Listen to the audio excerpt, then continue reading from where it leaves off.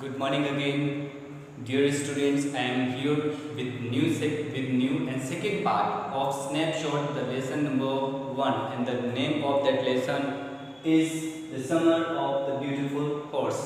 इसका second part आपके सामने जो मैं एक्सप्लेन करने जा रहा हूँ Hindi, it is Hindi version और इंग्लिश वर्जन में भी मैं कर दूंगा soon, but it is compulsory that you have to understand what I am just telling to you about this chapter. So इस चैप्टर में क्या होता है, जब एडम समझ जाता है कि ये जो हॉर्स है ये खरीदा नहीं गया, ये इसने कहीं ना कहीं से चुराया. किसने चुराया हुआ है? मुराद ने चुराया हुआ है. क्योंकि उस हॉर्स को देखने के बाद जैसे कि हमने आपको बताया था कि उनकी कंडीशन इतनी ज़्यादा ख़राब थी, गर्भ इतने ज़्यादा गरीब थे कि वो खाना तो उन्हें बड़ी मुश्किल में मिलता था, तो वो घोड़ा कैसे खरीद सकते. This is point. Okay, this you have to remember. He stolen, maybe उसने चुराया ही होगा. Aram said it is not stealing. तो एरम अपने आप से बोलता है यार ये कोई इसे कोई चोरी वोरी थोड़ी बोलते. अपने आप से एरम क्या बोलते हैं? एरम बोलते हैं यार इसे चोरी वगैरह तो नहीं बोलते हैं, लेकिन अगर हम इसको चुरा कर बेच देते हैं, बेच कर उसका पैसा अपने हाथ में रख लेते, वो चोरी कहलाती है. तो ये तो बढ़िया है. नहीं, ये मेरे अकॉर्डिंग बढ़िया नहीं है. ऐसा मत करना कि किसी का सामान लेकर आ जाओ और उसको यूज़ कर लो, उसको पता ही न चले. तो दिस इज़ ऑल्सो, ये भी आपकी एक चोरी कहलाती है. तो ऐसा मत करना, मैं तो बस बता रहा हूँ. ये उनके अकॉर्डिंग अच्छा था, ये उनके अकॉर्डिंग अच्छा था कि भाई किसी का घोड़ा उन्होंने ले लिया बिना बताए हुए, और वो घोड़े को उसको यूज़ करने के बाद भले ही वो उसको वापस कर दें, और अगर उसको वो बेच देते तो वो कहलाता चोरी, और उसको इसका पैसा भी यूज़ कर लेते. सो एरम यही सोच रहा था ये चोरी थोड़ी है. If we sell it and earn money so it will be called stealing. अगर वो इसको बेच देते, उसका पैसा यूज़ कर लेते, तो पैसा वो जो यूज़ किया जाता वो चोरी में कहलाता. जो एरम का जो घर था, इरिगेशन डिचेस के पास आउटसाइड जो आपकी कंट्री है वहाँ पर थोड़ा उनका घर था. और याद रखना वाइन यार्ड्स उनके घर के पास थे, ठीक है. रोड साइड भी था. अब जो एरम बैठा हुआ था उसके साथ, किसके साथ? मुराद के साथ. घोड़े पर घोड़ा चल रहा था और मुराद क्या कर रहा था? गा रहा था. लेकिन वो गा नहीं रहा था, वो चिल्ला रहा था.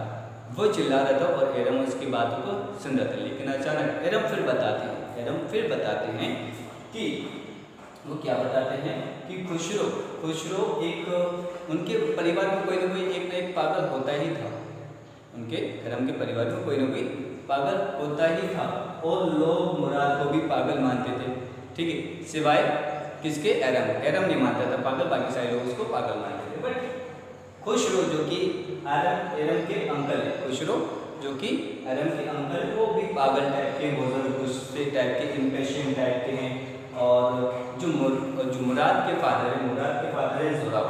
तो अभी हम आपको जो खुशरो अंकल है उनके बारे में एक बात बता देता हूँ. एक बार वो क्या था, एक बार्बर की दुकान पर अपनी जो मस्टेच है उसको सेटअप करा रहे थे. तो उनका एक लड़का था अरम, इनका नाम अरम है, और उसका नाम भी उसी से रिलेटेड था. तो वो जब वो वहाँ पहुँचता है, वो बोलता है कि आपका जो आपके घर में आग लग गई है, कुछ ऐसा इस तरह से बोलता है. तो वो बोलता है इससे कोई फ़ायदा नहीं है, इससे कोई बेनिफिट नहीं है, आप घर जाओ. ऐसा जब इससे मतलब जब इतना बड़ा घर हमारा चला गया, जब इतने बड़े बड़े हमारे नुकसान हो गए, तो ये कोई बड़ी बात नहीं है, इससे कुछ नहीं होता है. तो वो इतने ज़्यादा इम्पेशेंट है, जो उनका लड़का था बार बार उनको ये बताने लगा कि आपका घर जल रहा है. लेकिन उन्होंने इस बात को सीरियस न लेते हुए उसको डांटना शुरू कर दिया. आगे चलते हैं. तो एरम ने वहाँ 2 लाइन्स बोली थी, लेकिन जिसका मतलब है a man could be the father of the son. यानी कि इसमें थोड़ा सा बताया जा रहा है कि एक इंसान जो होता है वो एक बेटे का पिता तो बन सकता है, लेकिन उसकी आत्मा जो होती है, उसकी आत्मा एक जैसी नहीं हो सकती, ठीक है. तो आत्मा कुछ अलग अलग होती है. वो उसने ये बात बताई थी, और ये आपको बहुत अच्छे से याद रखना. हम दूसरों के पिता बन ज़रूर सकते, लेकिन हमारी जो आत्मा है जो दूसरे बच्चों में नहीं आती, वो अलग है, वो एक नेचुरली है, ठीक है ना. अब वहाँ जब घोड़ा रुक गया, ठीक है, जो हॉर्स था हॉर्स क्या था, मतलब एकदम जैसे घोड़े को रोका तो एडम ने बोला कि मुझे इस पर राइड करना है, मुझे इस पर राइड करना है, यानी कि इस पर सवारी करनी है। तो जो मुराद था, मुराद ने बोला पहले हम सवारी करेंगे, ये मेरा हॉर्स है, पहले हम सवारी करके देखें। जब उन्होंने सवारी कर ली और वो वाइन यार्ड से होते हुए और इरिगेशन जो डिचेस थे वहाँ पे, ठीक वहाँ से होते हुए वहाँ पर, उसके बाद उसी जगह वापस आ गया। फिर एरम उसके ऊपर वहाँ पर चढ़ गया। जब एरम उसके ऊपर घोड़े के ऊपर चढ़ा तो एरम को कुछ अजीब सा लगा, लेकिन वो जो हॉर्स था उसको ऐसी इरिगेशन ना ले जाते हुए कहीं और ले जाकर आया और ये घोड़ा उनसे खो गया। ठीक है, जब मुराद को पता चला तो आधे घंटे बाद घोड़े को लोग ने खूब ढूंढा, आधे घंटे बाद घोड़ा मिल गया था। जब अब यहाँ देखते हैं कि एक फार्मर थे, ठीक है, दो फार्मर, एक सुबह का टाइम था, एरन के घर पे फार्मर है जिसका नाम था जॉन बेरियो, ठीक है, जॉन बेरियो एक नाम था। ये घोड़ा एक्चुअली उसी का था, ठीक।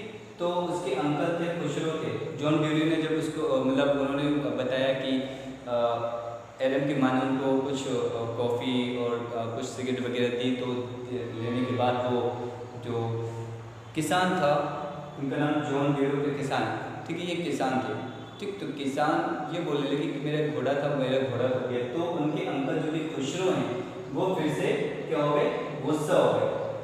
खुशरो फिर से गुस्सा हो गए। उन्होंने कहा इससे कोई फ़र्क नहीं पड़ता, इससे कोई फ़र्क नहीं पड़ता, तुम्हारा घोड़ा हो गया, हमारा तो पूरा मकान ही चला गया, हमारा तो पुश्तैनी मकान ही चला गया, हमें उससे कोई फ़र्क नहीं पड़ता। तुम्हारा एक छोटे से घोड़े के खो जाने से तुम इतने ज़्यादा मायूस क्यों हो? ये खुशरो की आदत है, वो जल्दी गुस्सा हो जाते हैं, ठीक है। तो याद रखना एक बात और है, जो मुराद है, मुराद के फादर का नाम था जोराब, ठीक है, मुराद के फादर का नाम क्या था, जोराब। तो अब यहाँ पर एक मॉर्निंग में क्या हुआ, मॉर्निंग में जब लोगों को पता चल गया कि ये जो घोड़ा है चुरा कर लाए हुए हैं, तो एक बार क्या हुआ, जो कि उस घोड़े का नाम भी याद रखना, उस घोड़े का नाम था माई हार्ट, ठीक है। हुआ क्या था कि एक मॉर्निंग ये लोग जा रहे थे, तो वहाँ जो जिसका घोड़ा था वो उसको मिल गया, ठीक है, वो उसको मिल गया। और वहाँ जब वो मिला तो उसने जो जॉन बेरियो, जॉन ने अपने घोड़े को पहचान लिया। तो मुराद एरम से बोलते हैं कि तुम रुको, मुझे बात करने दो। तो उन्होंने गुड मॉर्निंग बोला, किसको, उस फार्मर को। फार्मर ने घोड़े को घूरते हुए देखा, उसके बाद उनके गुड मॉर्निंग का आंसर दिया और बोला कि ये घोड़ा बिल्कुल मेरे ही जैसा है, ठीक है। अब यहाँ क्या है, और इसके उसने दांत भी देखे तो उन्होंने बोला उसका एक दांत मैं पहचानता हूँ, टूथ फॉर टूथ, यानी कि मैं इसका हर एक दांत जानता हूँ, तो मुझे पता है ये घोड़ा मेरा ही है, ठीक है, इतना समझ में आ गया। तो वहाँ से जो फार्मर होता है, फार्मर बोलता है कि अगर मैं तुम्हारे पिता को नहीं जानता होता तो अब तक ये घोड़ा मेरे पास हो जाता है, आ जाता, ठीक। अचानक क्या होता है कि ये लोग वहाँ से निकल आते हैं। और एक बात याद रखना, क्योंकि इनका परिवार, जैसे कि एडम ने शुरुआत में बोल दिया था, इनका परिवार चोरी नहीं कर सकता, ठीक है, किसी को परेशान नहीं कर सकता, किसी को सता नहीं सकता। इसी तरह से ये लोग भी वैसा नहीं करने के मूड में थे। एक दिन इनका जो हॉर्स था, घोड़े को क्या हुआ, जहाँ फार्मर रहता है उसको वहाँ पर उन्होंने सुबह सुबह जल्दी से बांध दिया था, ठीक है, और बांध कर वो वहाँ से आ गए थे। सो ये आपका ये वापस कर दिया था, क्योंकि उन्हें रियलाइज़ हुआ और उन्होंने जितना चलाना था, ठीक है, उसको यूज़ करना तो उतना यूज़ कर लिया था उसने, उस घोड़े को जितना में भी वीक 1 वीक 2 मंथ्स जितना उन्होंने उसको राइड करना था उन्होंने राइड कर लिया। उसके बाद they were just gone with that horse and tied the horse in the farmer's home. और जहाँ घोड़े का फार्मर रहता था, जॉन बेरियो, उनके घर पे वहाँ पे बांध के आ गए थे। This is the lesson. और आपको ये चैप्टर आपको अच्छा समझ में आ गया होगा। इसका इंग्लिश वर्जन अगर आप लोग को चाहिए तो प्लीज़ आप लोग मुझे बताइएगा, इसके इंग्लिश में भी हम एक्सप्लेन कर देंगे। और अगर आपको इसके क्वेश्चन भी चाहिए तो प्लीज़ कमेंट करें और हम इसमें आपको इसके क्वेश्चन भी लिंक कर देंगे, तो आप इसके क्वेश्चन आंसर्स भी आराम से इसको कर सकते हैं और जिन बच्चों को इस पर MCQs चाहिए तो इसको MCQs भी दे देंगे। और गाइस इन MCQs का बहुत फ़ायदा होता है क्योंकि ये ज़्यादातर आपके एग्जाम में आ जाते हैं। 10 मार्क्स के बिगनिंग से ये MCQs आता है, हर एक चैप्टर से आ जाते हैं। तो प्लीज़ इनके MCQs पर ज़रूर फोकस करिएगा क्योंकि छोटी छोटी बूंदों से घड़ा भरता है। This you remember. शुक्रिया, धन्यवाद for watching my video and please subscribe my video as much as you can. Thank you so much.